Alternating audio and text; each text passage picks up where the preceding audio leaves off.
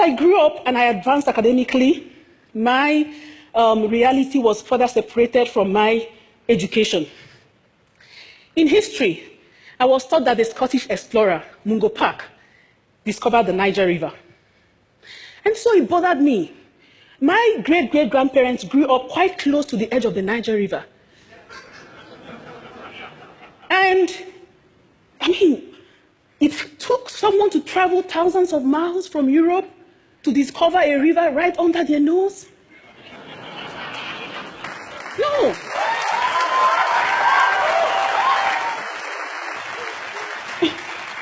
What did they do with their time?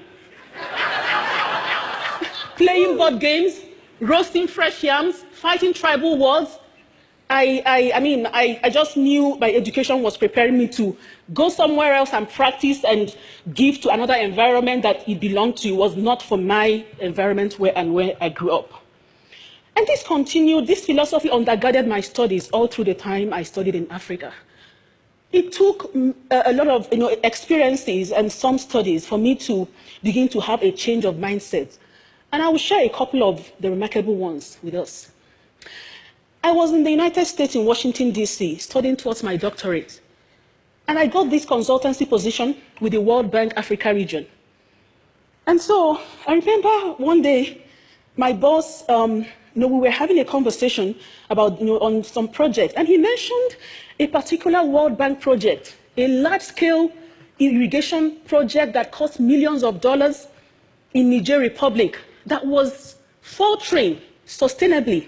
He said this project wasn't so sustainable, and he bothered those that instituted the whole package. But then he mentioned a particular project, a particular traditional irrigation method that was hugely successful in the same Niger Republic where the World Bank project was failing. And that got me thinking. And so I did further research, and I found out about TASA. TASA is a traditional irrigation method where 20 to 30 centimeter wide and 20 to 30 centimeter deep holes are dug across a field to be cultivated. And then a small dam is constructed around the field. And then crops are planted across the surface area. What happens is that when rain falls, the holes are able to store the water and appropriate it to the extent that the plant needs the water. The plant can only assimilate as much water as needed until harvest time. Niger is 75% scorched desert. So this is something that is a life or death situation, and it's been used for centuries.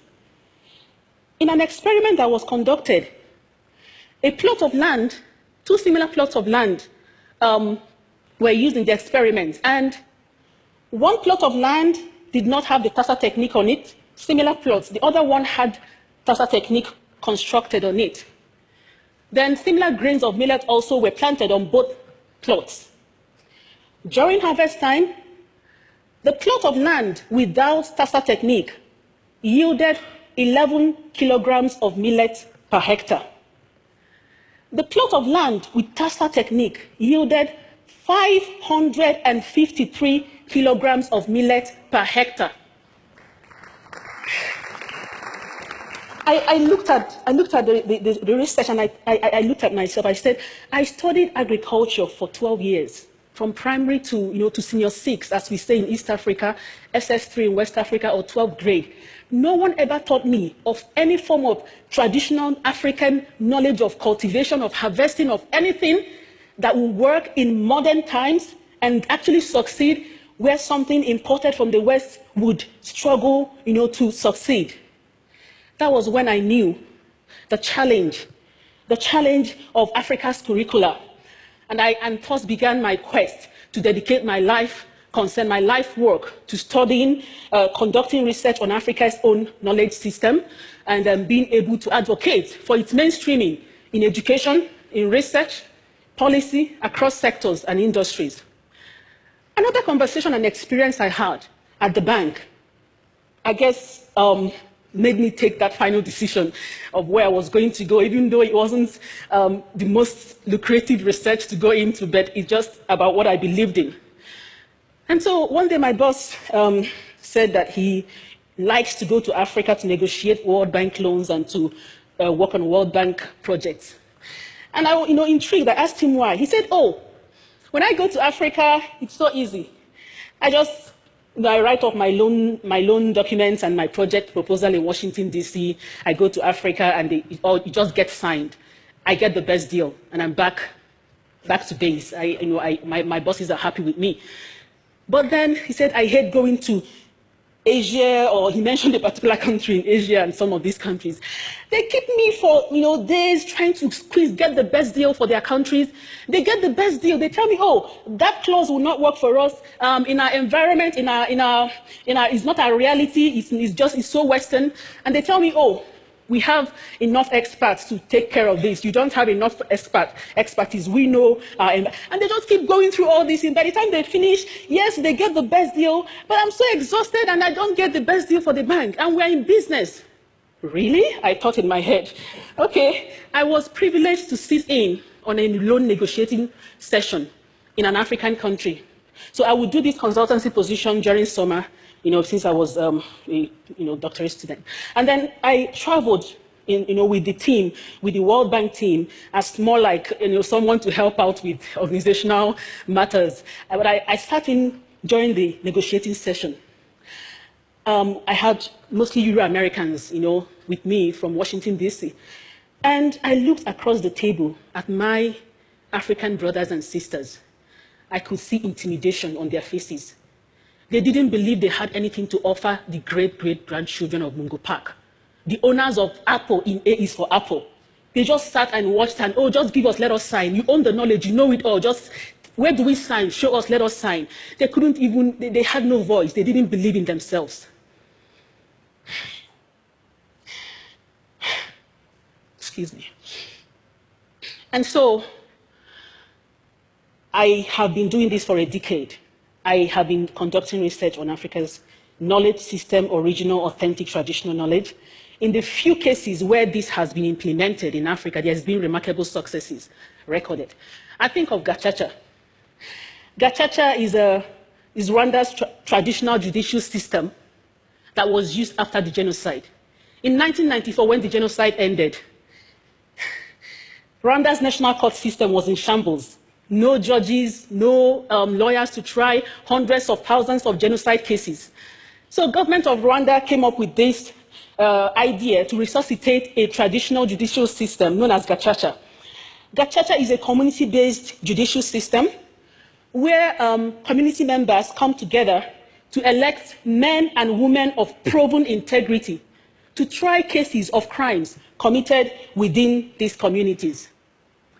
So by the time Gacaca concluded its trial of genocide cases in 2012, 12,000 community-based courts had tried approximately 1.2 million cases. That's a record.